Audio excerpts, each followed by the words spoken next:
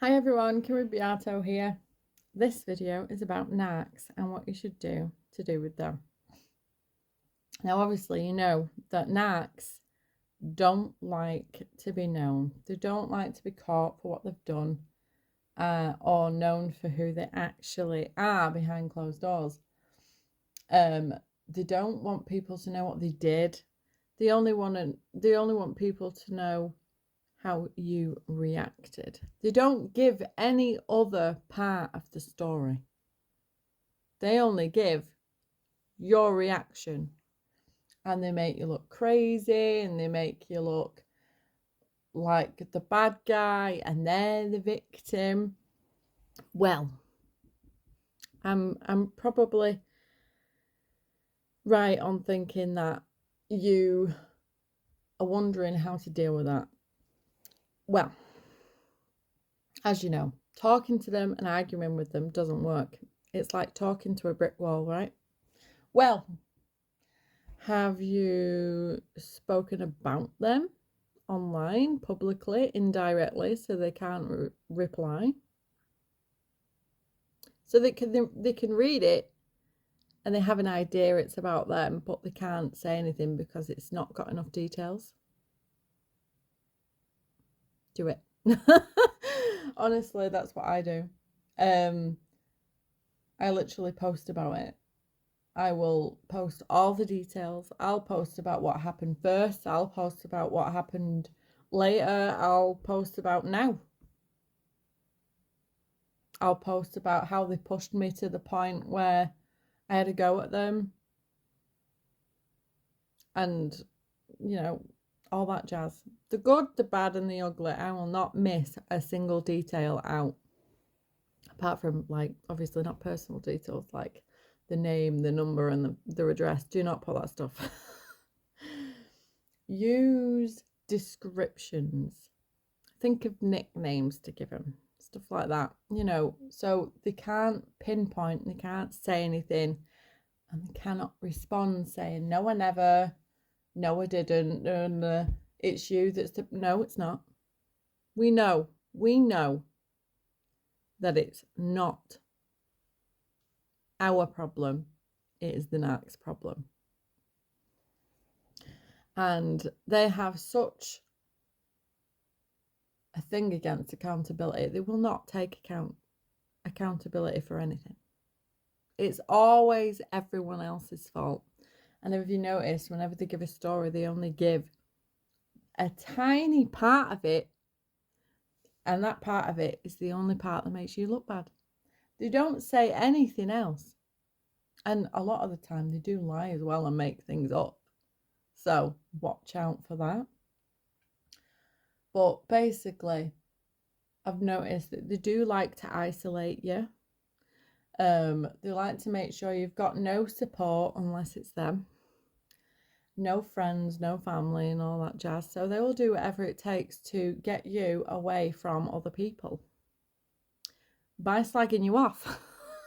Like, royally talking about you, talking about them. They'll make you think that all your friends are bad. They'll make you think that all your family is bad and all that. They'll make them think that you're bad and cray.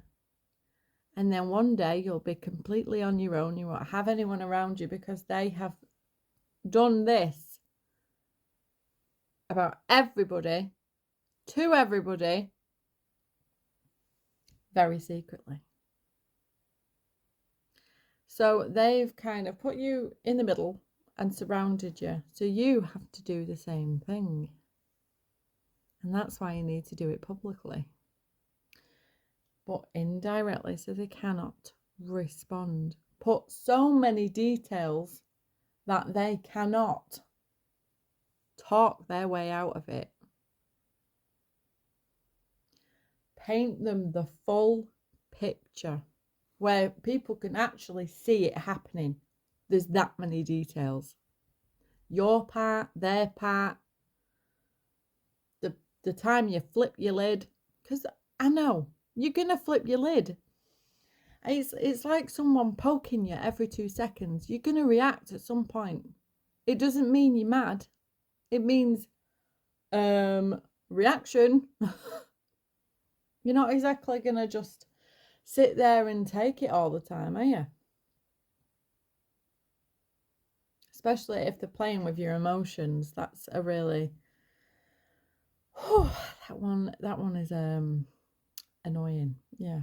I got gaslighted myself, so I understand. And it is really hard to